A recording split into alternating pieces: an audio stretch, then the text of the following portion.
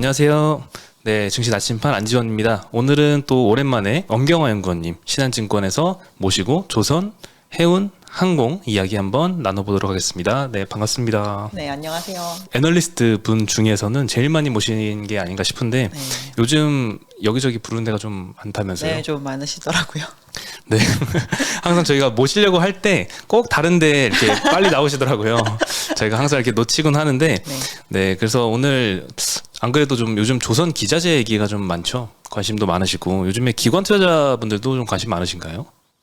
뭐 어닝 시즌 끝난 다음에 움직이는 거니까 아무래도 이게 예전에 그냥 단발성으로 움직이는 거랑은 조금 다른 부분이 있느냐 뭐 그런 거에 대해서 좀 문의를 많이 하시고 조선 업종이라는 거 자체가 워낙 안 좋은 지 오래되다 보니까 오래간만에 연락하시느라고 또 연락 주시는 분들이 있으시더라고요.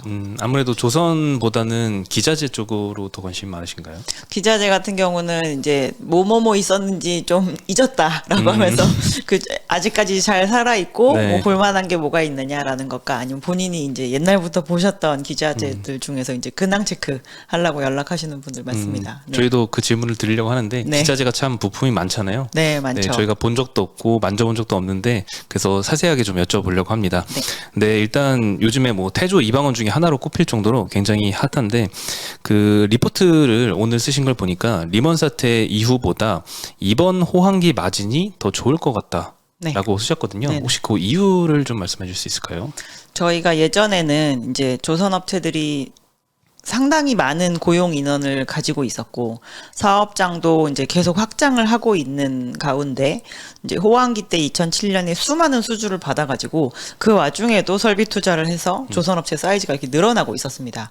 그래서 그때 수주했던 물량들을 본격적으로 만들면서 매출로 인식했던 시기, 실제로 수익성이 아주 좋았던 시기, 이때가 이제 2010년이거든요. 네. 근데 이때는 이미 저희가 발주를 했던 그 주체에 해당하는 해운사들이 리먼 사태를 겪으면서 실질적으로 재무적으로 안 좋아진 업체들도 생겼었거든요. 네. 그래서 저희가 발주를 해놨지만 정작 그 배들이 지어지고 있는 동안 중도금이나 마지막 잔금을 못 내겠다라고 하면서 계약을 파기하는 경우도 있었어요. 그래서 원래 계획이 이제 10개의 배를 만들고자 하는 계획을 가지고 있었으면 만약 2010년에 네. 저희가 실질적으로 그만큼의 배를 만들 수 있는 고용 인원도 보유를 하고 있었을 거잖아요.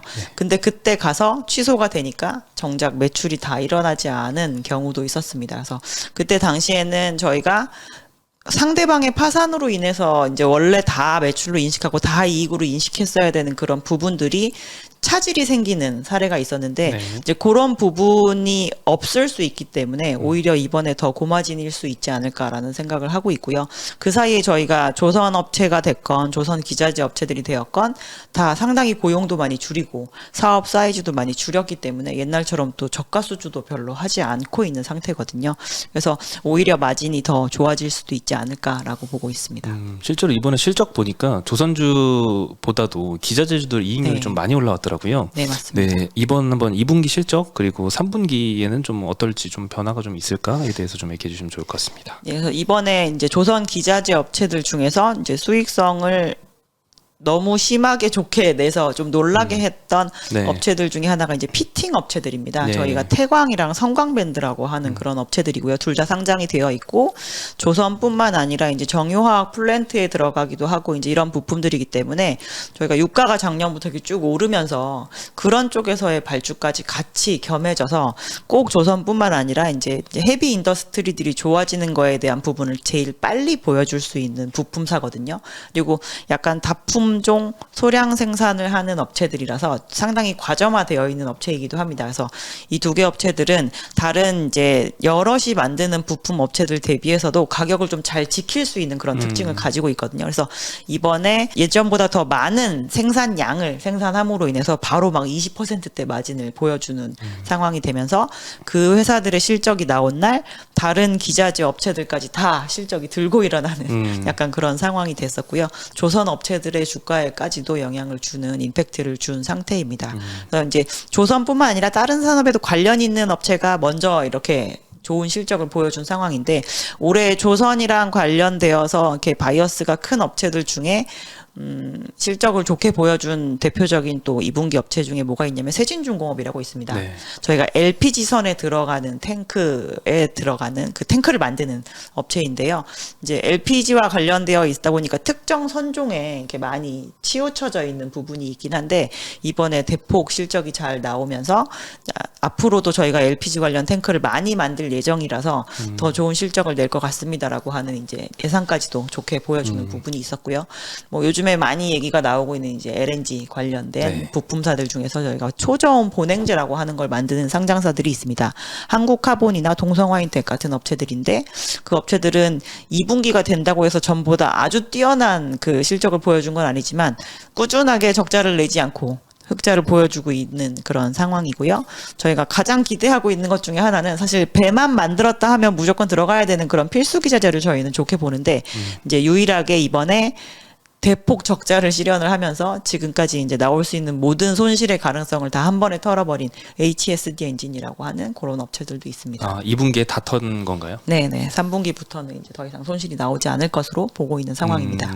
네. 그리고 또 HSD 엔진은 추가로 증자 이슈도 좀 있었죠? 증자를 이미 5월 달에 발표를 했고 저희가 6월 말 기준으로 이제 신주를 배당받을 수 있는 기준일이었었고요.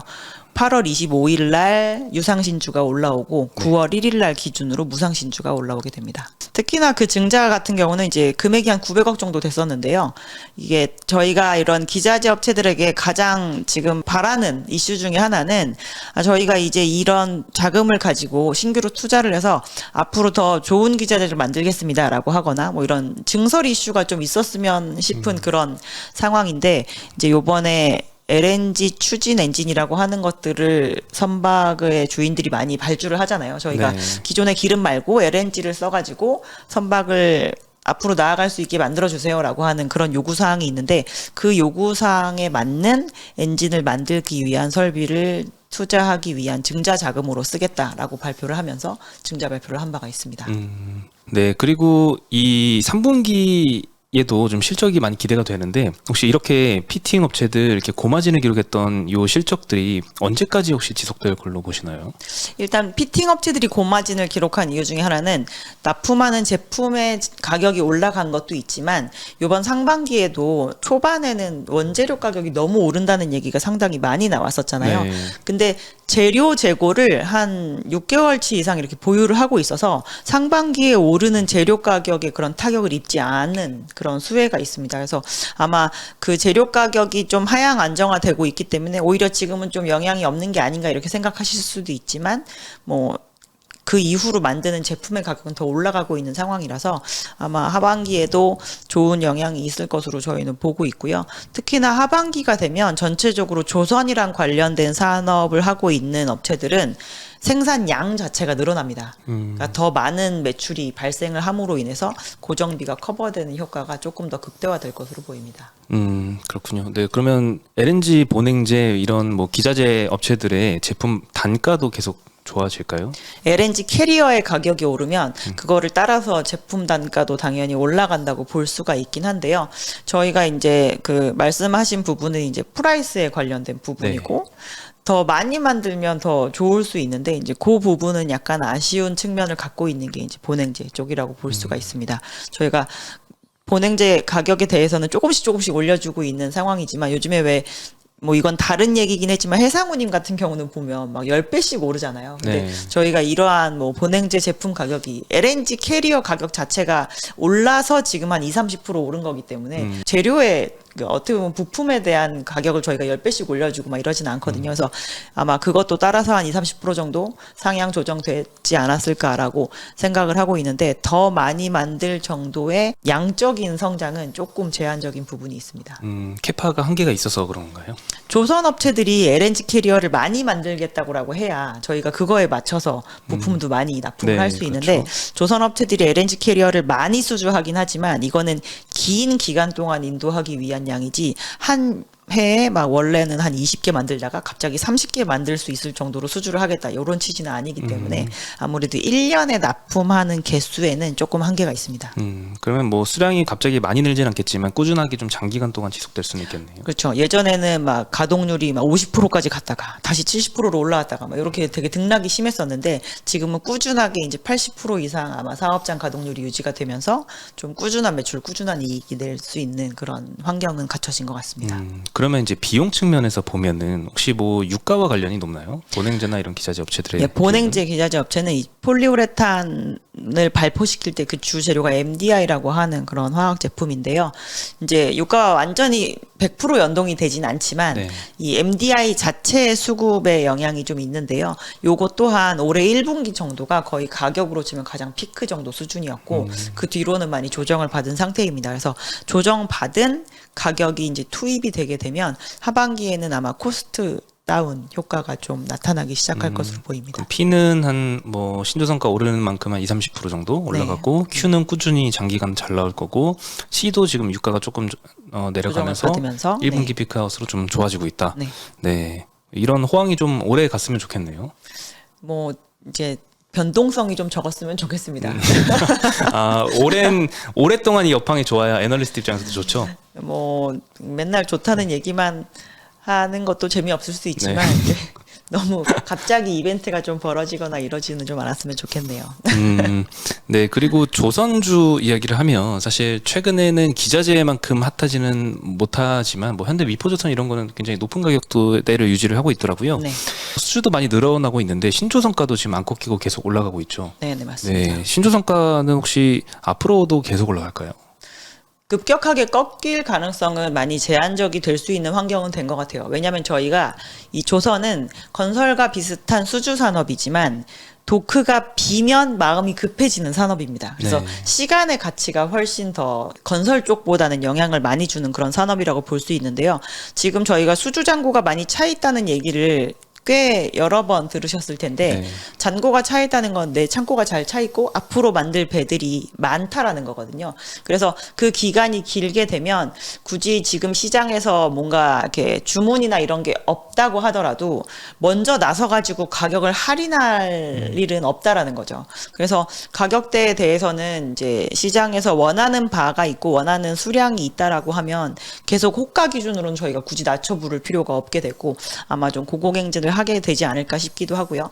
그리고 내년에 이제 여러 번 얘기가 나왔지만 환경 규제가 많이 강화가 돼서 옛날보다 스펙이 좋은 배들이 지금 자꾸 만들어지고 있는 상황이기 네. 때문에 저희가 그거를 핑계를 대서 이제 좀 계속 비싼 배를 만들고자 하는 쪽으로 고객들에게 안내를 할 수 있는 환경은 됩니다. 네, 그리고 혹시 오늘 원달러 환율 보니까 1,340원을 넘었어요. 네, 네. 뭐 1,400원 전망까지도 나오고 있는데 혹시 환율에 대해서는 어떤 영향을 받을까요? 조선업체들은? 지금 이제 삼성중공업 말고 대우조선해양과 현대중공업 그룹 같은 경우는 저희가 만약에 1억 불의 수주를 3년 전에 했는데 그때 당시에 시장 환율이 만약에 1,150원이었다라고 네. 하면 그 1억 불 받은 것 중에 6천만 불 정도에 대해서는 그때 당시 환율로 선물한 매도를 해서 고정을 시켜버립니다. 60% 정도는. 네. 근데 40%는 남아 있잖아요. 근데 네. 제가 지금 짓고 있어요. 그러면 이 40%에 대해서는 지금의 환율이 적용되어서 저희한테 매출과 이익으로 인식이 됩니다.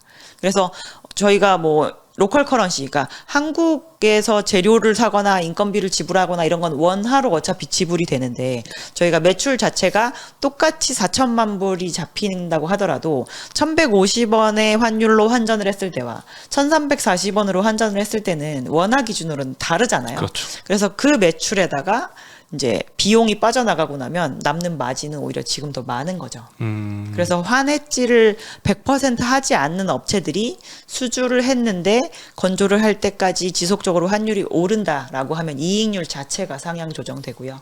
만약에 100% 해지를 하는 회사인데 이제 옛날에 받아놓은 거 기준으로 다 해지를 해놨는데 지금 뭔가 환율이 많이 올랐다라고 하면 지금 손익에는 그냥 영향이 없는 겁니다. 손해를 보는 건 아니지만 기회 비용은 잃은 거라고 보시면 될 것 같습니다. 대체로 환해질을 많이 하는 편인가요?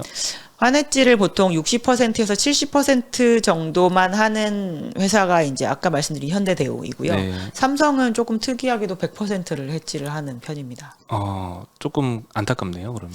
근데 뭐 그게 회사의 정책이기 때문에 이제 그게 가장 자연 해지를 잘 할 수 있는 방법이다라고 이제 삼성그룹에서는 정책을 세운 그렇죠. 거고요. 단기간만 가지고 평가할 수는 없으니까. 다른 회사들은 아닌 거고 과거에 이제 지금은 HJ중공업이라는 이름으로 남아 있지만 한진중공업 같은 경우는 해지를 0% 하는 케이스도 있었습니다. 그러면 2분기 실적은 어땠을까요, 그 회사는? 조선 관련해서 수주를 다시 받기 시작한 지 얼마 안 됐기 때문에 그게 매출로 얼마나 인식되고 있는지를 저희는 잘 모르겠네요. 지금은 아마 건설사업부의 매출이 거의 대부분일 것 같고요. 수주를 그래도 재개를 해서 지금 일으켜지고 있는지는 조금 잘 모르겠습니다. 네. 사실 2분기에 그 조선주도 실적 보니까 많이 적자폭이 크게 줄었더라고요. 줄어들었죠. 네. 근데 삼성중공업은 좀 오히려 늘지 않았나요? 요번에 1분기에 저희가 이제 재료 가격이 열심히 오르고 있을 때 그 네. 부분에 대한 충당금을 1분기에 많이 실현하겠습니다라고 했던 기업들은 2분기에 덜 실현했었고요. 이제 1분기에 상대적으로 판관비 정도의 적자밖에 나지 않았습니다. 삼성중공업이. 네. 근데 올해 삼중이 매출이 아주 많이 나는 구간은 아니에요. 내년이 되어야지 삼성중공업 같은 경우도 거의 8조에 가까운 수준의 매출을 올라서는데 올해는 6조대 매출밖에 나오지 않습니다. 그래서 이미 일으켜지는 매출도 아까 말씀드렸다시피 100% 해지해놔서 옛날 환율로 고정이 되어 있고 네.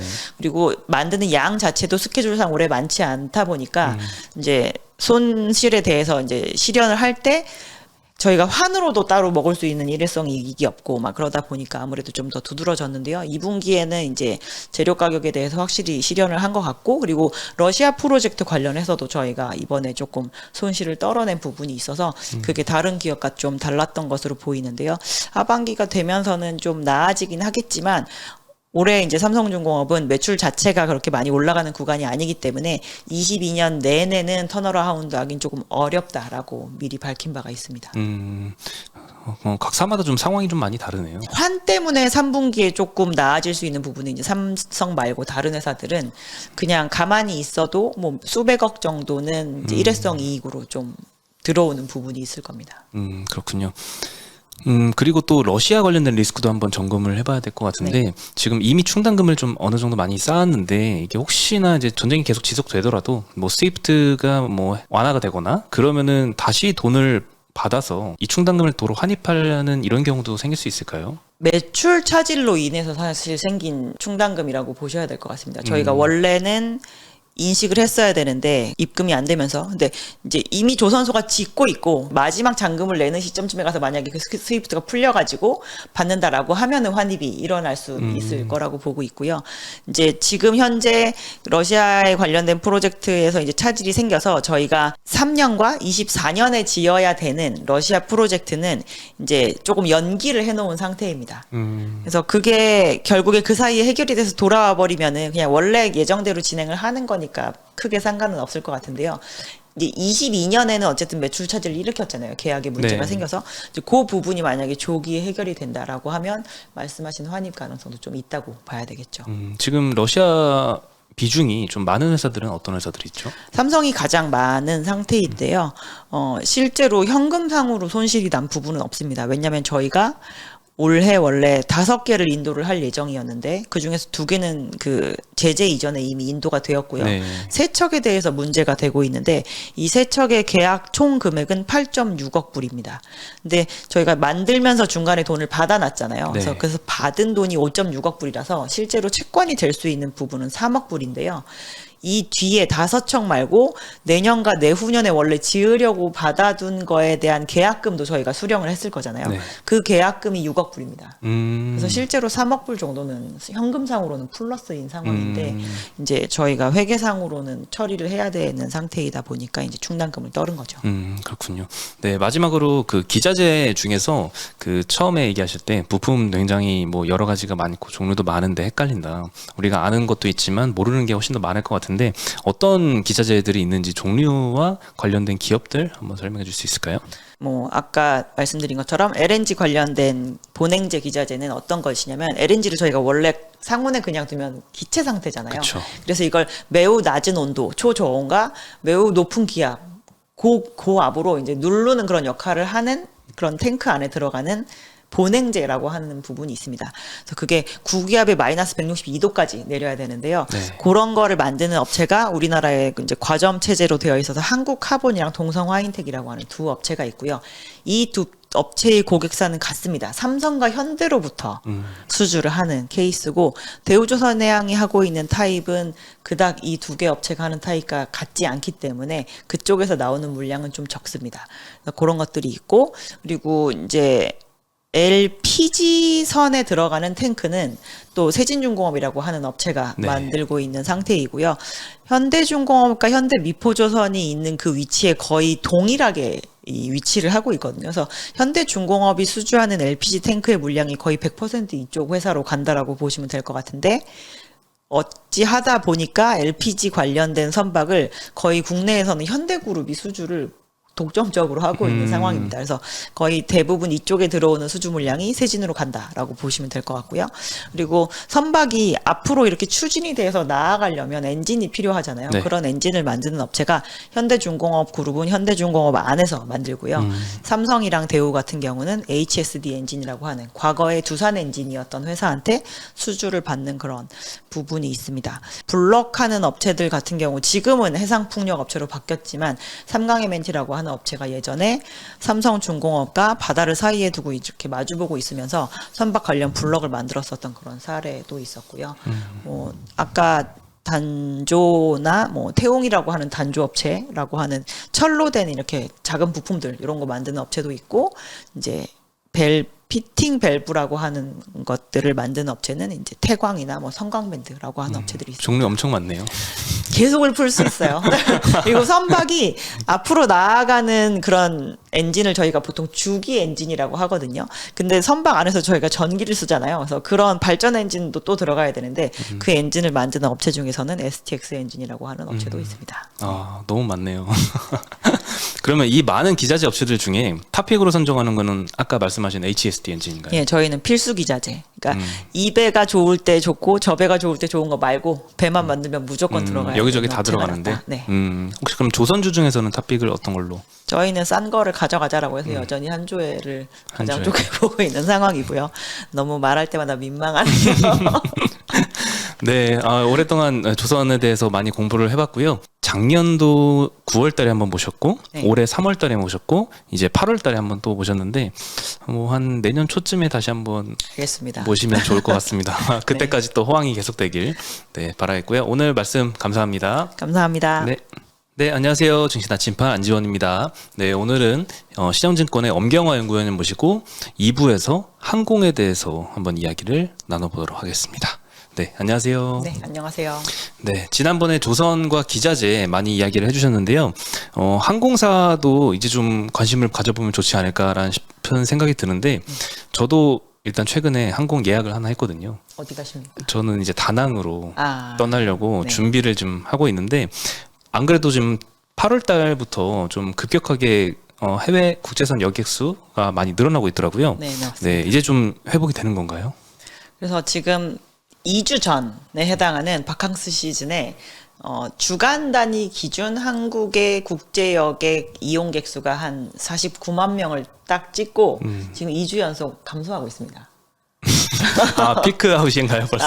아니요, 그건 아니고요. 네. 정말 바캉스 시즌이어가지고 그때 여행을 되게 많이 가신 것 같은데 네. 저희는 연말까지 이렇게 쉬지 않고 늘 거라고 생각했는데 요번에는 조금 조정을 받더라고요.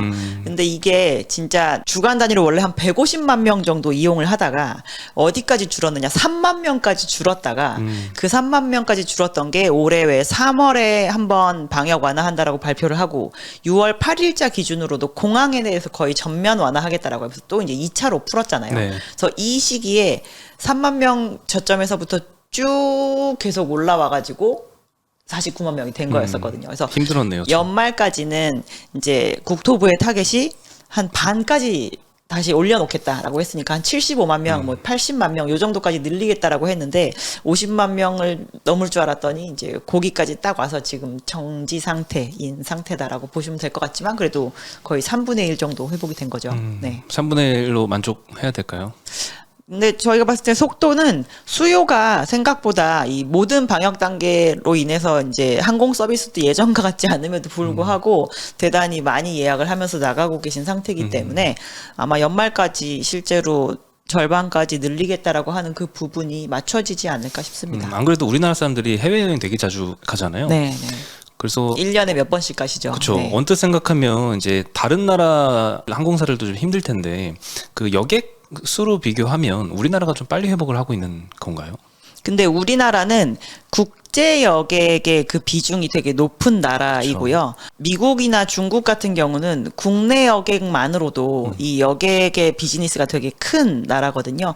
그런 데들은 오히려 단순히 숫자로 치면 훨씬 회복을 많이 하고 있는 상황이고 우리나라처럼 이렇게 국제 여객이 항공 산업에 되게 절대적인 나라는 그렇게 생각보다 빨리 지금 회복하지 못하고 있는 상태다라고 보시는 게 맞는 것 같아요. 네, 그러면 Q는 한 3분의 1 정도 회복을 했고 연말까지 또 계속 절반까지는 회복을 해갈 거다라고 네. 지금 전망을 하시고 계시는데요. 네.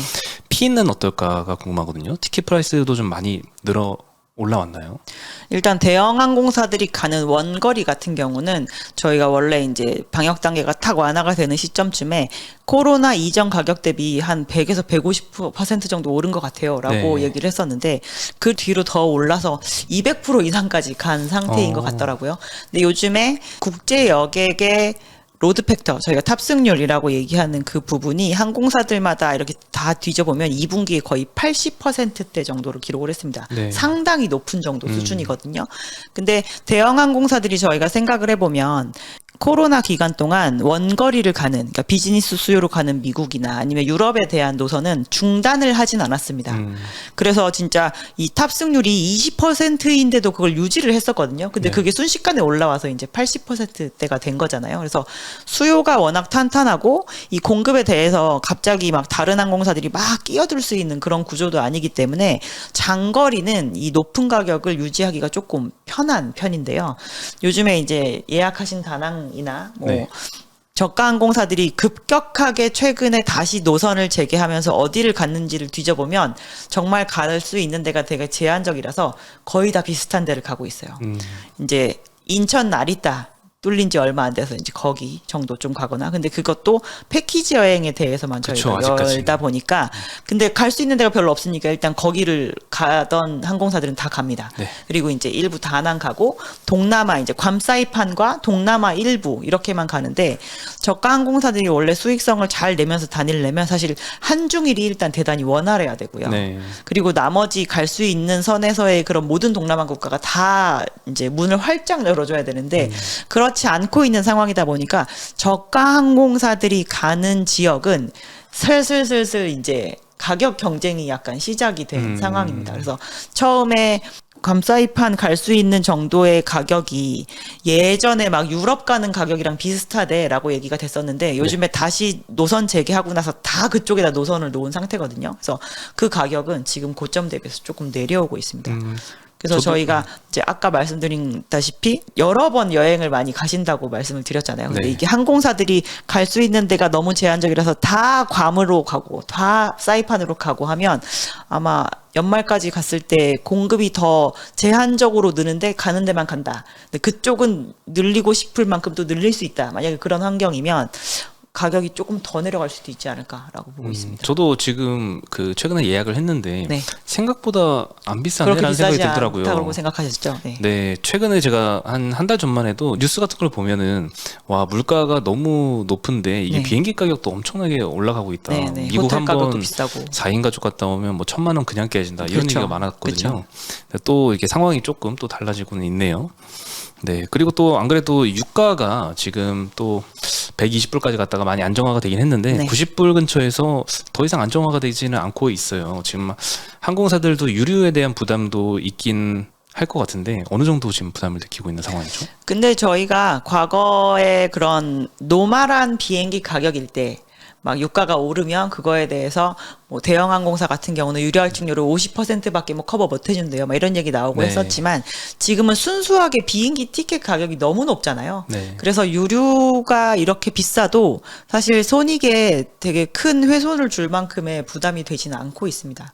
그리고 전체적인 비용 중에서 뭐 유류가 차지하는 비중이 이제 30%대 내외 정도 수준이고 그게 과거의 그런 비중에서 크게 벗어나지는 또 않고 있어서 지금은 유가 오르는 것보다 얼마나 비행기 티켓을 비싸게 팔 수 있을까에 대해서 오히려 더 좀 고민을 하고 있는 부분인 것 같습니다. 대한항공도 8월에는 유리 할증을 좀 내렸죠.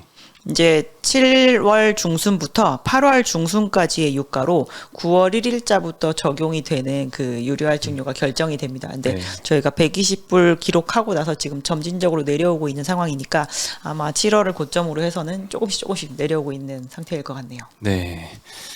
그리고 이제 대한항공, 아시아나 같은 경우에는 네. 오히려 코로나 기간 때 수혜를 받았다라고 할 정도로 네. 여객에서의 손실을 항공 화물 쪽에서 많이 커버를 했잖아요. 근데 이 부분도 최근에 뭐 피크아웃 이런 얘기가 좀 나오고 있는 것 같아요. 네, 항공 뭐 물동량과 항공 화물 운임 혹시 어떤 상황인가요? 코로나 기간 동안 주간 단위로 한국의 공항을 이용하는 국제 화물의 양이 한 6만 7천 톤 정도가 피크였었던 걸로 저희가 기억을 하는데요. 요즘에 조정 좀 받아서 한 5만 9천 톤 정도 됩니다. 그래서 10% 정도의 양은 준 것 같긴 한데 이게 어디서 줄었을까를 생각을 해보면 이 아시아나항공이랑 대한항공이 왜 여객기 수리해가지고 화물기로 중간에 썼던 그런 부분도 있잖아요. 네, 근데 그런 것들의 용도를 다 원래의 용도로 지금 전환을 해서 여객으로 다시 보낸 상태거든요. 아마 그 정도의 수량이 줄지 않았나 싶고 이 Q 부분에 있어서는 크게 줄어들진 않은 상황이고요.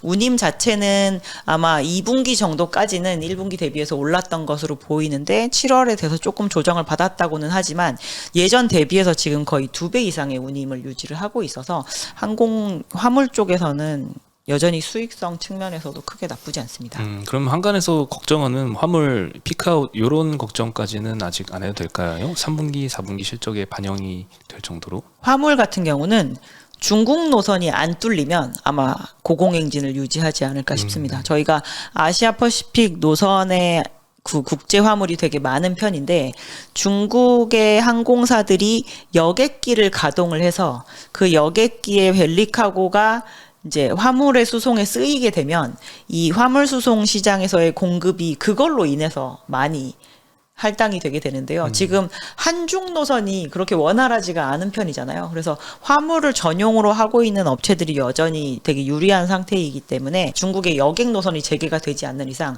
화물 시장의 운임 급락 가능성은 되게 제한적이다라고 보시면 될 것 같아요. 그럼 중국이 다시 뚫리려면 뭐 어떤 요인 때문에 다시 시작이 될까요? 제로 코로나에 대해서 좀 덜 신경 쓰겠다 이렇게 나가야 되는데 네. 중국은 여전히 이렇게 지역별로 왜 조금만 많이 발생을 하면 그쵸. 막 부분 봉쇄한다는 얘기가 또 나오고 있잖아요. 그래서 연말까지는 풀 가능성이 되게 없지 않을까라고 보고 있습니다. 네. 그리고 LCC에 대해서도 점검을 해봐야 될 것 같은데요. LCC 하면 막연하게 걱정이 되는 게 자본 확충에 대한 이슈가 항상 아직까지도 따라오는 것 같아요. 네네. 제주항공 같은 경우에는 최근에 유상증자할 거다라는 보도 때문에 주가가 좀 하락했었거든요. 네네. 지난주부터 이번 주도 좀 그런데 지금 그 정도로 자금이 많이 부족한 상황인가요? 일단 이번에 2분기 실적 발표할 때도 이제 뭐 적자가 줄어들고 막 이러긴 했지만 궁극적으로 아무도 흑자가 나지는 않은 상태이고요. 그렇죠. 그리고 아까 이제 예약하신 그 표가 그렇게 생각보다 비싸지 않네라고 느끼셨던 것처럼 네.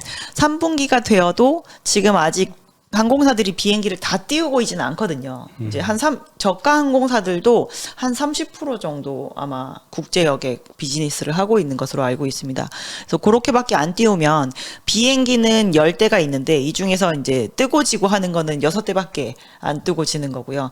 이 그냥 서 있는 비행기들에 대해서도 저희가 값을 지불을 하고 있으니까 네. 이 돌아다니고 있는 6개의 비행기가 아주 비싸게 영업을 하고 다니지 않으면 커버가 안 되는 거예요. 그래서 네. 지금 이제 저희가 매년 1년치 정도의 자금을 시장에서 구해서 와서 그걸 이제 쓰면서 지낸 시기인데 올해가 되어서 뭔가 국제 여객이 다시 재개가 되면 전면적으로 풀릴 거라고 생각했는데 그렇지가 않는 상태잖아요. 그래서 더 이어지면 현금을 까먹고 살아야 되는 시간이 길어질 수 있다라고 얘기를 하는 거니까 언제든지 확충을 할 수 있는 여지가 남아 있다라고 생각을 해야 되는 상태입니다. 일단 최근에 5월 달에도 그 연구체 1,500억 정도 발행을 했었잖아요. 네네. 네, 그거 쓰고도 또 조달을 해야 될 정도의 상황인 거죠. 근데 아마 그 이전에 발행했던 연구체들이 이제 1년 정도의 시간이 돌아와서 네. 저희가 뭔가 이자를 더 줘야 되는 상황이 돼서 이제 그거에 대한 차환이 아닐까라고 보고 있고요. 이제 그런 것도 쓰면서 추가적으로도 더 저희가 하지 않으면 적자 난 것만큼 자본이 깎아 내려가지는 거니까 네. 저희가 비행기를 도입하고 그러려면 뭔가 론을 해야 되거든요. 근데 그거를 빌리기 위해서 현재 저의 재무 상태를 제출을 해야 됩니다. 네. 근데 이제 그 사이에 저희가 많이 적자가 나고 했었으니까 재무 비율이 대단히 크레딧이 안 좋은 정도 수준으로밖에 안 나올 거잖아요. 그래서 제주항공이 내년부터 맥스 기종을 40대를 들여와야 되는데 네. 막 그거에 위한 론을 준비하기 위해서라도 뭔가 재무 비율을 좀 좋게 해야 되는 니즈가 있지 않을까 싶습니다. 항공기를 살 때도 내 지금 재무 상태를 평가를 받아야 되는군요. 그렇죠. 저희가 앞으로 상환할 수 있는 능력이 있을까에 대해서 보고 돈을 빌려주게 되는 거잖아요. 그러다 보니까 그거는 그럴 수밖에 일시불로 없죠. 지불하면 사실 내 상황이 어떤지 상관이 없을 텐데 네, 네. 뭐 리스나 이런 방식으로 장기간에 걸쳐서 지급하기 때문에 네네. 그런 보통 건가요? 론의 길이도 되게 길거든요. 그래서 장기적으로 지속 가능하게 나에게 이 빚을 갚아줄 수 있을 만한 상대에게만 아마 론을 해줄 거기 때문에 이제 그런 부분이 아무래도 좀 신경을 써야 되는 부분이죠. 아직까지는 조금 조심해야 될 게 남아 있을 것 같네요. 네, 그렇습니다. 진에어 같은 경우에는 제주항공 같은 자금 조달 이슈가 마찬가지로 있을까요? 진에어는 일단 가장 든든한 뒷배를 가지고 있는 대한항공을 이제 네. 모회사로 올린 상황이잖아요. 네. 그래서 진에어는 자금을 이렇게 해서 이제 밑으로 내려주는 그런 위에 주체가 있다라는 것도 있지만 비행기를 빌리는 것도 대한항공이 대신 빌려다주고 정비도 대한항공 측에서 해주고 이런 상황이기 때문에 누군가에게 재무 비율을 제출을 해야 될 일도 아마 없을 거예요. 네. 그래서 현금만 잘 돌아가고 영업만 잘 되는 상태가 되면 그냥 위에 대한항공이 있다는 사실 하나만으로도 영업을 하거나 뭐 이러는데 크게 차질이 없을 거기 때문에 추가 자금 조달 이슈가 생기기는 좀 없지 않을까라고 저희는 보고 있습니다. 금수저 느낌이네요. 그렇죠. 제주항공은 조금 힘든데 네. 네, 금수저라서 뭐 비용 걱정 굳이 안 해도 네. 될 정도. 그래서 요즘에 그 LCC 중에 가장 빠른 턴어라운드를 할 거란 전망이 좀 나오는 것 같아요, 진에어가. 요번에 이제 적자도 상당히 많이 줄인 상태더라고요. 그리고 다른 데와 달리 좀 특이하게 777 기종을 가지고 있어서 저희가 10시간 정도 날아갈 수 있는 노선도 갈 수가 있습니다. 근데 저희가 다른 저가항공사들이 이제 단거리에 가는 그런 여행 노선만 서로 가다 보니까 뭔가 노선을 뚫었다 하면 경쟁을 되게 심하게 하는 산업이잖아요, 이 산업이. 근데 이제 그런 데서 조금 벗어난 노선을 취향할 수 있다라는 특이점이 좀 있는 상황이죠. 그래서 지금 컨센서스도 되게 높게 나오는 것 같아요. 내년도 진에어 영업이익 컨센이 1,400억 정도 형성이 되어 있는데 사실 뭐 에어부산, 에어서울 뭐 요거 통합하는 거 시너지까지 고려하면 달성 가능한 정도라고 보시나요? 통합을 일단 안 하고 혼자 잘 살아간다는 전제하에면 가능할 수도 있을 것이라고 보고 있고요. 저가항공사들의 그 티켓 프라이스도 그렇게 코로나 이전으로 바로 돌아가지 않는다라는 전제도 깔아놓고 볼 수 있을 만한 예상치인 것 같습니다. 그렇군요. 그러면 LCC나 이제 대형 항공사 중에 탑픽은 어떤 걸로 보시나요? 저희는 지금은 LCC들에 대해서 별로 추천을 드리지 않고 있고요. LCC는 제외. 그러니까 올해 다시 3차로 하는 유증에 대해서는 참여하지 말자. 작년에 저희가 2차로 하는 유증은 유증할 때 참여해서 싸게 주식을 좀 살 수 있는 기회가 있다면 그 부분도 활용해 보는 것도 괜찮습니다라고 말씀을 드렸는데 3차는 하지 말자라고 보통 말씀을 드리고요. 왜냐하면 지금의 현재 저가 항공사들의 시가총액이 네. 과거에 한창 이익을 막 두 자릿수로 내던 그 시절의 시가총액이랑 거의 비슷한 정도의 수준입니다. 그러면 저희가 돈을 많이 벌 거니까 밸류를 많이 주겠어요라는 논리를 적용을 하려면 항공권의 가격의 고공행진이 이어져야 돼요. 네. 근데 지금 이어지지 않을 수 있다는 얘기를 이제 아까부터 드리고 있는 네. 거기 때문에 그렇게 보면은 우리가 이렇게 짧은 시간 가치에다가 베팅을 해야 되는 건데 과연 그게 그러니까 이렇게 높은 밸류를 주는 거에 대해서 설명을 얼마나 제가 길게 이 개런티를 할 수 있을까라고 보면 할 수 있는 부분이 되게 제한적인 것 같습니다. 그렇군요. 여기저기 좀 의견이 갈리는 것 같아요. 이번 그 SCC가 증자를 하면은 그걸로 인해서 주가가 빠지면 매수 기회다라고 보시는 분도 있는 것 같고 완전히 반대로 보시는 분도 있는 것 같네요. 네. 네, 참 논란이 참 많은 업종인 것 같습니다. 언제 SCC들이 좀 편하게 이 기자재처럼 날아가는 날이 올지 모르겠네요. 근데 저희가 산업이 뭔가 어려우면 구조조정을 당하는 거에 대해서 되게 가치를 주는 거잖아요. 그래서 네. 거기에서 살아남은 자들의 이제 파티를 할 수 있다라고 보는 건데 정작 이 산업은 코로나 기간 동안은 거의 보호를 받는 네. 상태였었고 실제로 아무 플레이어도 지금 줄어들지 않은 상태입니다. 그래서 최근에 이제 이스타항공 같이 비상장사 중에 AOC 발급이라고 해서 이제 운항증명이라는 걸 저희가 발급을 하게 되는데 그 발급을 하기 위해서 제출한 자료 자체가 일단 잘못된 자료다라고 해서 지금 조사에 들어가 있는 상태고 요즘에 저희가 운항 횟수 살펴보면 이스타 정말 빵회 운영하고 있는 상태거든요. 네.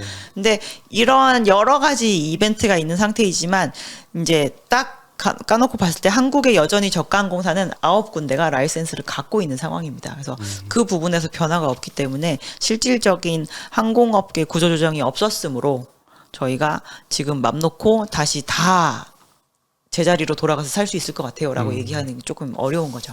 사실 조선 업종이랑 비교하면 점은 굉장히 큰 차이인 것 같아요. 네. 과거에 조선 업종 힘들었을 때는 많이 구조정이 됐잖아요. 인력도 많이 줄고. 전체 그 산업 기준으로는 한 40%의 능력치가 줄어드는 상태이고요.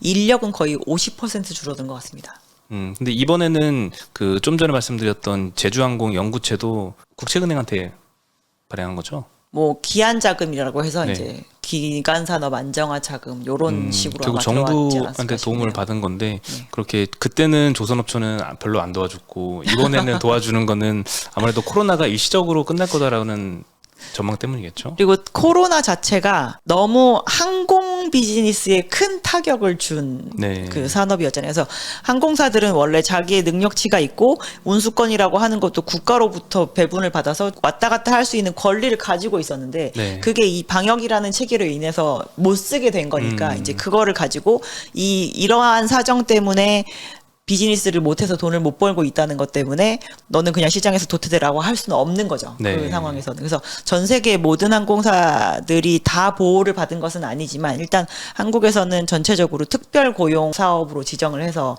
이제 이 고용을 유지하기 위한 것도 국가에서 자금을 지원을 해주고 막 이런 시간이 길어졌는데 이제 너무 길어지는 상태가 되었고 3년 연속으로는 뭐 그런 고용안전 지원 자금도 받을 수 없다라고 해서 이제 그게 조금씩 풀리고 있는 상태입니다. 근데 사실 이름은 고용안정지원금이라고 해서 네. 그냥 막 도와주는 것 같은데 사실 그 연구체 1,500억 발행한 거 보니까 금리가 꽤 높더라고요. 네. 7.4%인가요? 돈놀이를 많이 하시죠. 게다가 또 1년만 지나면 그게 또 5%가 추가되죠. 네, 맞습니다. 12.4%? 그리고 그렇게까지 스텝업 기간이 짧은 연구체도 잘 없어요. 그쵸. 여기 항공업에만 지금 적용이 되고 있는 상황이거든요. 저는 뭐 대단한 지원을 해주는 줄 알았는데 알고 보니까 이것도 거의 뭐 고리에 가까운 네, 수준이더라고요. 고리대금업. 네, 그렇죠. 참 있죠. 네. 언제 업황이 빠르게 회복될지 모르겠네요.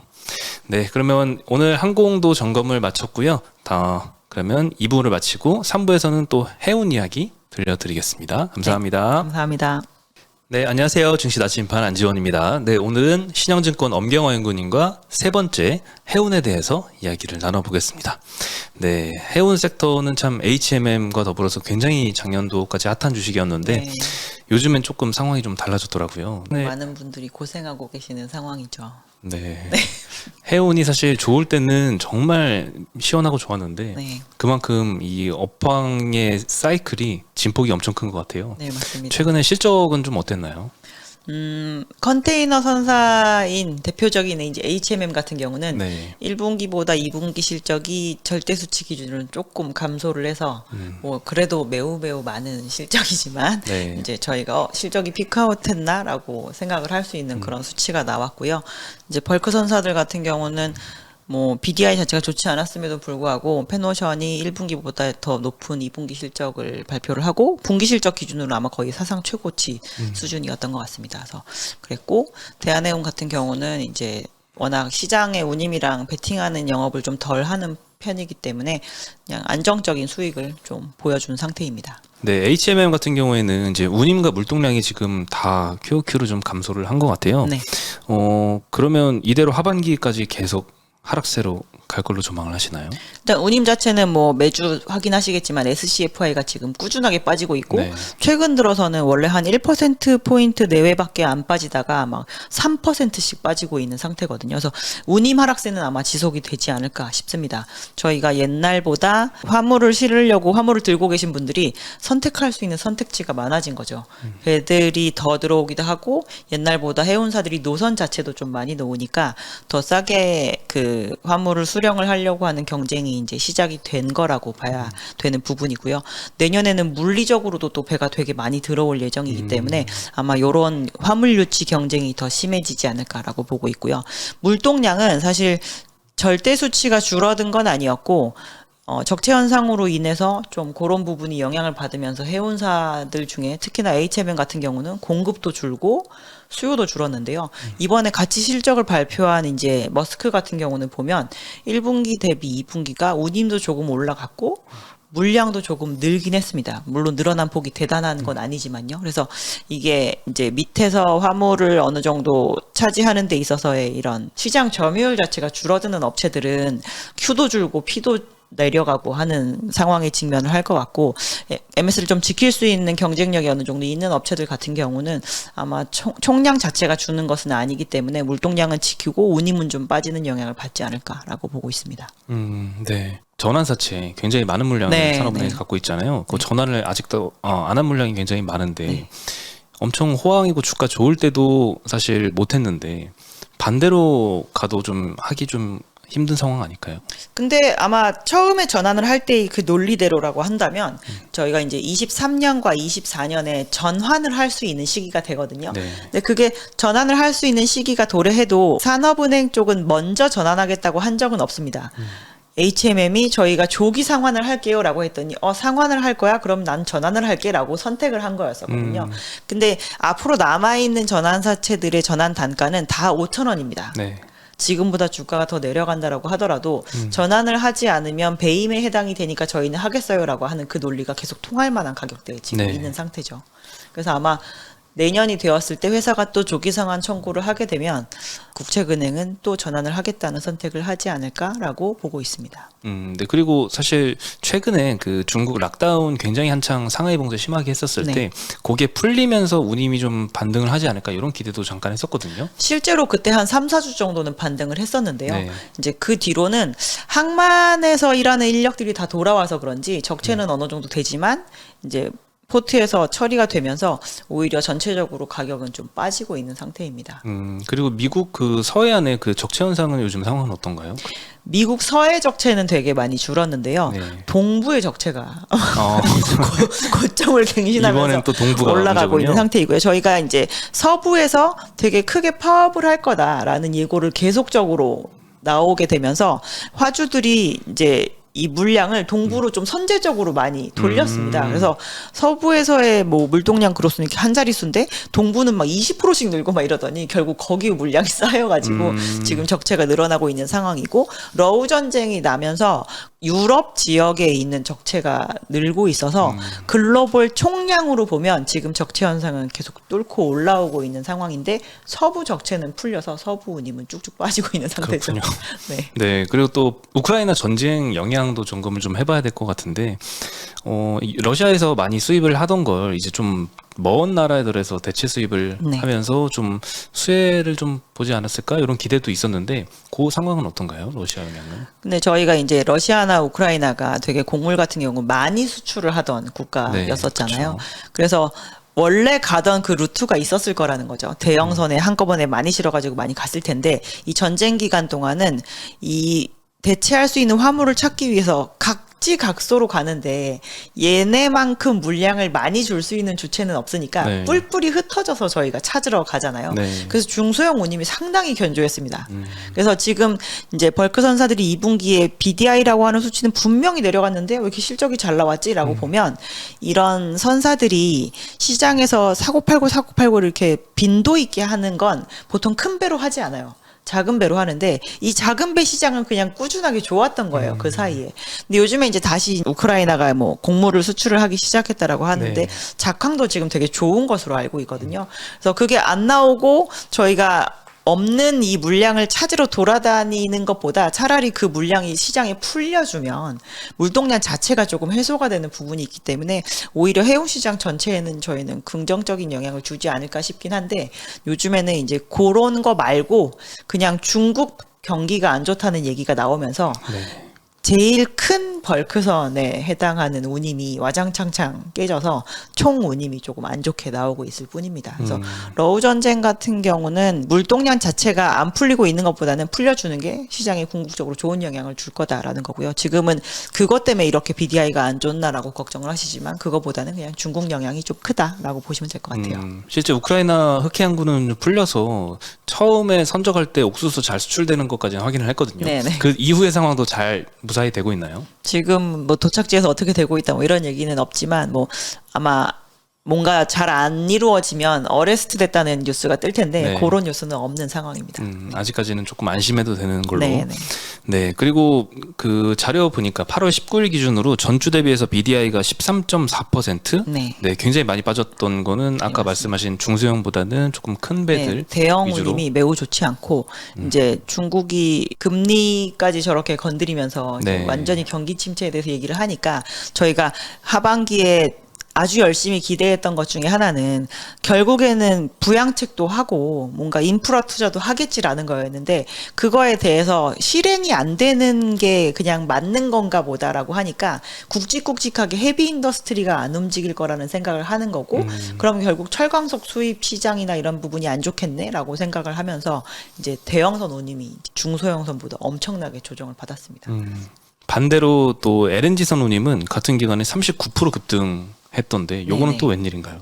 일단 에너지 시장이 원래 특히나 LNG 같은 경우는 여름에는 열심히 쇠야 되는 시기인데 유럽이 이제 겨울로 다가갈수록 미리미리 가스를 조금 챙겨둬야지 이번 겨울을 날 수 있다라는 네, 그쵸. 그런 얘기를 상반기부터 되게 많이 했었거든요. 그래서 여름에도 LNG 캐리어를 빌려주거나 이런 주체들이 그 기간 잡고 계약하느라고 바쁜 거예요. 시장이 죽지를 않고 여름을 보내고 있는 상태거든요. 그래서 지금 시장에서 그 장기 운송 계약이 이렇게 딱 투입된 LNG 말고 이렇게 시장에서 이렇게 여유를 가지고 잠깐 요 계약에 갔다가 저 계약에 갔다가 네. 이런 스팟 LNG 선들이 쇼티지가 났습니다. 다 누군가에게 빌려 짐을 당한 상태고 막 시장에서 너무 오래돼가지고 노후화된 LNG 캐리어들마저 지금 다 잡혀 있는 상태거든요. 그래서 운임이 아마 겨울에 성수기가 되기 이전에 이미 벌써 한 발짝 뛴 상태이기 때문에 겨울이 되면 도대체 어디까지 오를까 싶은 좀 걱정까지 되는 상황입니다. 그러면 그게 다 중고성가 상승으로 반영이 다 되고 중고성가 상승으로도 반영이 될 거고 이제 중고선들도 시장에서 거의 다 매물이 다 소화가 됐다라는 얘기가 돌고 있는 상태라 신조성가에도 아마 영향을 주지 않을까 싶습니다. 네, 그렇군요. 그리고 혹시 또 브렌트유하고 WTI 이게 사실 차이가 가격 차이가 별로 안 날 때도 있었는데 요즘은 좀 차이가 많이 벌어졌더라고요. 최근에 확인한 건 한 6불 정도? 그리고 많이 났을 때는 한 10불 정도도 넘게 났었던 것 같은데 이것도 혹시 영향은 어떤 영향을 줄 수 있을까요? 일단 러시아에서 원유가 잘 안 나오는 걸로 인해서 이제 미국이 또 원유까지도 이제 시장에다 갖다 파는 그런 상황이 되잖아요. 그래서 지금 탱커 쪽 운임이 러우 전쟁이 나면서 MR이라고 불리는 중간 사이즈의 제품선 그리고 LR이라고 불리는 조금 큰 사이즈의 제품선들은 운임이 이미 이렇게 약간 선 상태였습니다. 근데 이러니 저러니 해도 운임이 계속 바닥에서 이렇게 벅벅벅벅 기던 것 중에 하나가 원유 수송선이에요. 네. 완전히 크거든요. 그 선박들은. 근데 러시아가 그래도 원유 쪽에서 큰 사이즈를 이렇게 소화를 해주고 있었는데 그 물량이 안 나오니까 시장에서 거래가 이렇게 죽어 있는 상태가 됐습니다. 근데 미국에서의 이런 원유를 실는 행위가 요즘에 조금 많아지고 있는 상태가 되면서 그 운임까지도 지금 고개를 살짝 들고 있는 상태가 됐거든요. 그래서 아마 에너지를 어디에서 가지고 오느냐 이거에 대한 부분은 앞으로도 전쟁이 끝난다고 하더라도 일단 다 제끼고 러시아로 찾아가는 일은 없을 것 같고요. 다변화시키려는 노력이 되게 강해질 것 같은데 네. 그런 의미에서 이제 이쪽 해역에서 저쪽 해역으로 넘어가는 그런 부분이 있다거나라고 해서 정리가 되고 나면 거래량 자체만 늘어나게 돼도 아마 탱커 운임에는 좀 긍정적인 영향이 있지 않을까 싶습니다. 네, 탱커우님은 참 요즘 얘기가 많이 나오는 것 같은데 네. 관련돼서 혹시 뭐 투자할 만한 투자처가 있을까요? 국내에서 탱커를 되게 스팟으로 해서 운영을 하는 회사는 상장사 중에는 거의 없고요. 과거에 SK 해운 정도가 조금 있었는데 이제 그거는 비상장사니까 저희가 투자할 수 있는 범주는 아니고 요번에 실적이 나올 때 페노션이 벌크도 잘했지만 MR 탱커 사업 부문의 수익이 많이 나면서 이익이 확 올라온 것도 있었거든요. 그래서 시장에서 시장 플레이를 하는 MR 탱커의 주체를 굳이 찾아야 되면 페노션밖에 없을 것 같네요. 그럼 혹시 해운주 중에 탑픽은 어떤 저희는 걸로? 여전히 페노션 여전히 페노션으로. 추천드리고요. 예, 부정기 선사들이 그 환경 규제가 강화되기에 앞서서 선제적으로 발주를 안 해서 공급이 쇼티지라는 사실은 전혀 변함이 없고 네. 저희가 이제 수요에 대한 우려로 이제 뉴스에 따라서 지금 등락이 많이 되고 있는 상황인데 뭐 펀더멘털리 바뀐 건 없기 때문에 뭐 올해가 아니면 내년이라도 반드시 운임은 간다라고 보고 있습니다. 네, 마지막으로 혹시 전기선사와 부전기선사 혹시 차이에 대해서 한번 말씀해 주실 수 있을까요? 전기선사는 정말 버스처럼 정해진 노선을 운영하는 그런 네. 선사들이고요. 대체적으로 컨테이너가 그런 형태로 운영이 됩니다. 그래서 버스니까 정류장에 설 때마다 그 목적지로 가고 싶은 모든 화주가 다 거기에 참여를 하는 거죠. 그래서 네. 한 뱃셀에 여러 카고가 들어가지만 벌크는 택시 같은 존재이고 화물칸도 이렇게 딱 몰아서 화물을 쓸어 넣어서 담잖아요. 그래서 한 화물에 한 화주의 화물만 실리는 거고요. 네. 원하는 시점에 그냥 움직이기 때문에 정해진 시간에 움직이지 않습니다. 그리고 주로 원자재 수송이 그런 형태로 이루어지는 경우가 많이 있습니다. 두 가지가 또 최근에 업황도 좀 갈리고 있는 상황이죠. 다르죠. 네. 네. 오늘 참 조선 기자재 그리고 항공에 이어서 해운까지 다 점검을 한번 해봤는데요. 네, 또 내년도에 또 뵈면 좋을 것 같습니다. 알겠습니다. 네, 저희 계속 꾸준하게 출연해 주셔서 너무 감사드리고 네. 앞으로도 잘 부탁드리겠습니다. 네, 감사합니다. 네, 감사합니다.